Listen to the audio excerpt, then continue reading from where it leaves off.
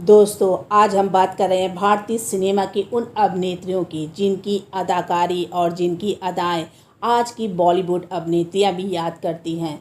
उन अदाकाराओं की मासूमियत, संजीदगी और सादगी की बात होती है तो एक नाम बार बार जुबां पर आ ही जाता है।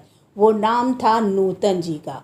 वो चेहरा जो खुद एक एहसास बन गया था, वो मुस्कान जो पर्दे के पीछे देखते ही दिल को छू जाती थी, और वो अदाकारी जो सिर्फ अभिनय नहीं, एक कलात्मक साधना थी। नूतन जी ने कई फिल्मों में काम किया था और कई फिल्मों में अपना अलग अलग किरदार निभाया था। उन्हें एक फिल्म में एक बोल्ड सीन देना था, नूतन जी ने तुरंत हामी भर दी। उस दौर की अभिनेत्रियों के लिए बोल्ड सीन देना इतना मुश्किल था। नूतन जी को अपनी ज़िंदगी में 3 बार प्यार हुआ, लेकिन हर बार किस्मत ने उनकी मोहब्बत को अधूरा छोड़ दिया था। आखिरकार अपनी माँ के कहने पर उन्होंने किस शख्स से शादी की थी और उनके साथ अपनी शादीशुदा ज़िंदगी किस तरह गुजारी थी, उनकी कितनी संतानें थीं, उनके बेटे ने माँ की किस राह को अपनाया था और अपने करियर को आगे बढ़ाया था। लेकिन इतनी खूबसूरत, शांत और संतुलित ज़िंदगी जीने वाली ये अदाकारा आखिरकार ऐसी कौन सी बीमारी से लड़ रही थी, और इस बीमारी से लड़ते लड़ते किस सन में इस दुनिया को अलविदा कह गई। आज भी उनकी मासूम सी मुस्कुराहट जब पर्दे पर नजर आती है तो हम सभी की आंखें क्यों नम हो जाती हैं और दिल कह उठता है कि ऐसी थी हमारी नूतन जी, तो आज भी हमारे बीच जिंदा हैं अपनी फिल्मों के द्वारा, हमारी यादों में। हमारे साथ अंत तक जुड़े रहिएगा नूतन जी की इस कहानी में। इस कहानी के अंत में हम ये भी बताएंगे कि नूतन जी को किस किस अभिनेताओं के साथ मोहब्बत हुई थी और किसके कहने पर नूतन जी ने अपनी मोहब्बत का गला घोट दिया था। साल था 1950 का, जब महज 14 साल की उम्र में नूतन जी ने हमारी बेटी से फिल्मी दुनिया में कदम रखा था। तो किसी को भी अंदाज़ा नहीं था कि यह लड़की एक दिन हिंदी सिनेमा की सबसे प्रतिष्ठित अभिनेत्रियों में से एक होगी। उसके बाद उन्होंने कई फिल्में की। वो फिल्में थी सुजात, वंदनी, सीमा, अनारी, सरस्वती चंद्र, एक रात की दुल्हन, मैं तुलसी तेरे आंगन की, दिल्ली के ठग जैसी फिल्मों में उन्होंने अपने अभिनय से दर्शकों के दिलों में अमिट छाप छोड़ी। तो 58 में फिल्म थी दिल्ली के ठग पर नूतन ने एक सिविंग कॉस्ट्यूम नहीं पहना था, बल्कि उन्होंने उस वक्त की समाज की सोच को चुनौती दे डाली थी। कहाँ तो नायिका के लिए साड़ी और सलवार सूट ही मर्यादा की पहचान मानी जाती थी, और कहाँ नूतन जी ने, जिन्होंने बारिश में भीगते हुए एक बोल्ड सीन देकर सबको चौंका दिया था।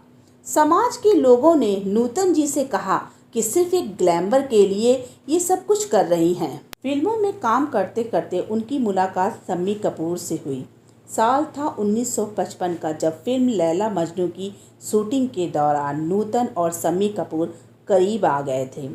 शम्मी साहब नूतन जी की मासूमियत और प्रोफेशनलिज्म इतना भा गया था कि उनको धीरे धीरे नूतन जी से प्यार हो गया था। शम्मी कपूर ने नूतन जी से कहा, तुम्हारे जैसा कोई नहीं, अगर तुम हाँ कहो तो मैं जिंदगी भर तुम्हें अपनी रानी बनाकर रखूंगा। नूतन की माँ शोभा सामर्थ ने यह रिश्ता मंजूर नहीं किया, और वजह थी शम्मी कपूर की चुलबुलीपन और फिल्मों में हर लड़की के साथ फ्लर्टिंग करना। इसी तरह यह रिश्ता वहीं टूट गया और एक खूबसूरत कहानी पूरी होते होते अधूरी रह गई। फिर इसके बाद नूतन ने अपने टूटे दिल के साथ फिल्मों में काम करना शुरू कर दिया। नूतन के जीवन में प्यार ने फिर दस्तक दी। उनकी ज़िंदगी में जुबली कुमार आए, यानी कि राजेंद्र कुमार। उन्होंने साथ में कई फिल्में की। राजन की सहेली जोड़ी लोगों को बहुत ही पसंद आई। राजेंद्र कुमार नूतन जी से इतना प्यार करने लगे थे कि उन्होंने खुद ही नूतन की मां से उनका हाथ मांगने के लिए चले गए। फिर राजेंद्र कुमार ने शोभना सामर्थ से कहा, मैं नूतन जी से बहुत प्यार करता हूँ, मैं उनसे शादी करना चाहता हूँ, उन्हें मैं बहुत खुश रखूँगा।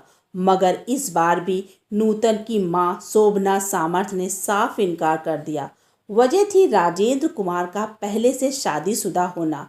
समाज इस रिश्ते को स्वीकार नहीं करता। नूतन के प्यार का खोने का गम राजेंद्र कुमार भुला नहीं पाए और वो कई दिनों तक नूतन की याद में रोते रहे। रोते रोते उनको आंखों की बीमारी तक हो गई। इसके बाद उम्र के उस ढलान पर सावंत कुमार ने एक फिल्म बनाई, साजन बिना सुहागन, जिसमें राजेंद्र कुमार की पत्नी का किरदार निभाने का मौका नूतन को मिला। उनकी यह हसरत रियल लाइफ में तो नहीं पूरी हुई, पर रील पर पूरी हो गई। इसके बाद नूतन की जिंदगी में आए संजीव कुमार। संजीव कुमार के साथ नूतन ने कई फिल्मों में काम किया। वो फिल्में थी देवी जैसी फिल्मों में दोनों की ऑन स्क्रीन केमिस्ट्री इतनी अच्छी थी कि दर्शकों को दीवाना बना दिया था। संजीव कुमार एक बेहद शांत, गंभीर और संवेदनशील कलाकार थे। वे नूतन के लिए एक स्थायी रिश्ता चाहते थे, मगर जब तक वे अपने दिल की बात कह पाते, नूतन किसी और की हो चुकी थी। और फिर नूतन ने अपनी मां के कहने पर शादी करने के लिए हामी भर दी। नूतन की मां ने उनकी शादी 1960 में रजनी बहल से कर दी थी, जो नौसेना के अफसर थे। सादगी, गरिमा और इज्जत से भरे इस रिश्ते ने नूतन को एक नया जीवन दिया। उनका एक बेटा मोनीस बहल, जो फिल्मों में आए और एक स्थापित अभिनेता बने।